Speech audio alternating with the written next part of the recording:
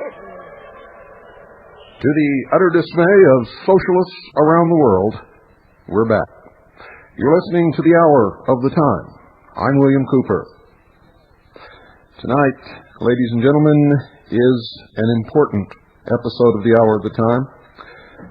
Please make sure you have pen and paper by your side. And if you've been feeling all alone in your battle, if you think that there are just a few militias scattered around this country, well, you're wrong. But before we get into all that,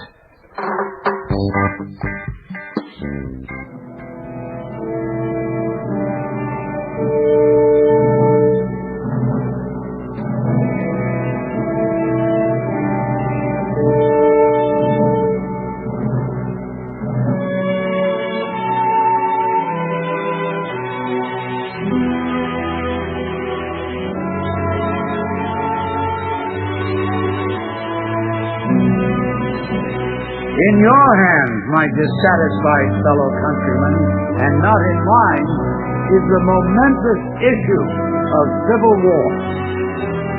You can have no conflict without being yourself the aggressor. You have no oath registered in heaven to destroy the government, while I shall have the most solemn one to preserve, protect, and defend it. We are not enemies, but friends. We must not be enemies. Though passion may have strength, it must not break our bonds of affection.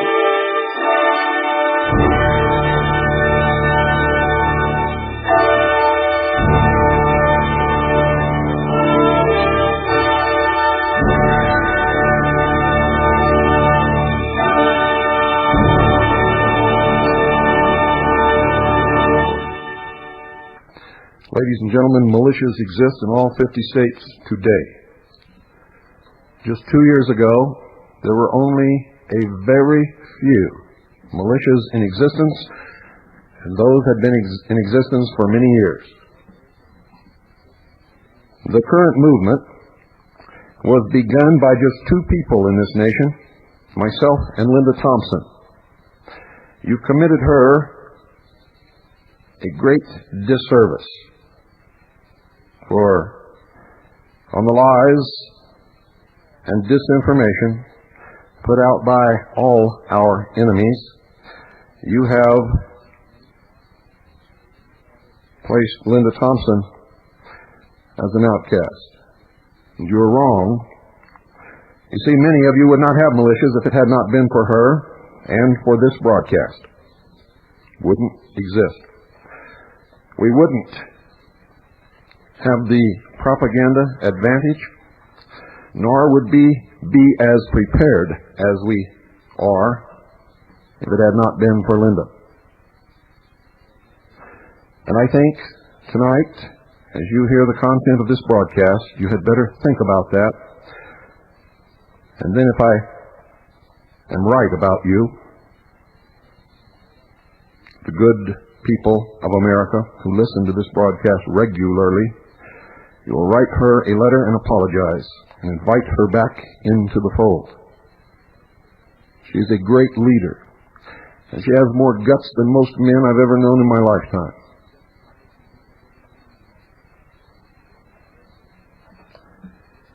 For militias, invaders of U.S. are everywhere. Rural Americans angry at Uncle Sam are rallying behind the banner of property rights and local political control to limit federal authority over their lives and livelihoods.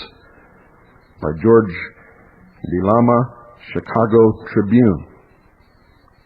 For weeks, ominous messages have flashed back and forth on fax and phone lines across the nation. Russian troops and armaments are on American soil, training for a United Nations attack designed to subjugate the United States under a one-world power. Yellowstone National Park is under United Nations control, and the United States military is asking recruits whether they are willing to fire on Americans who resist a government order to confiscate their guns. Most Americans would give these and similar rumors the same weight as news of alien abductions or the latest sightings of Elvis. You see, ladies and gentlemen, the establishment news media ignores anyone and everyone and everything until it becomes a genuine threat. And then they begin the process of demonizing the propaganda aimed to turn the sheeple of America against the patriots and the militia forming across the country. And you're going to hear a lot of it tonight. You see, everything that he said in this previous paragraph is true. And then he said most Americans would give these and similar rumors the same weight as news of alien abductions or the latest sighting of Elvis. You see, he doesn't say it's not true. He doesn't deal with the facts. He demonizes the militia. Calls this rumors. And he goes on, but a growing number of mainly rural residents, and that's a lie, are organizing armed militias and consider such rumors the hard facts of a hidden plot by federal and state authorities to disarm average citizens and violate their constitutional rights.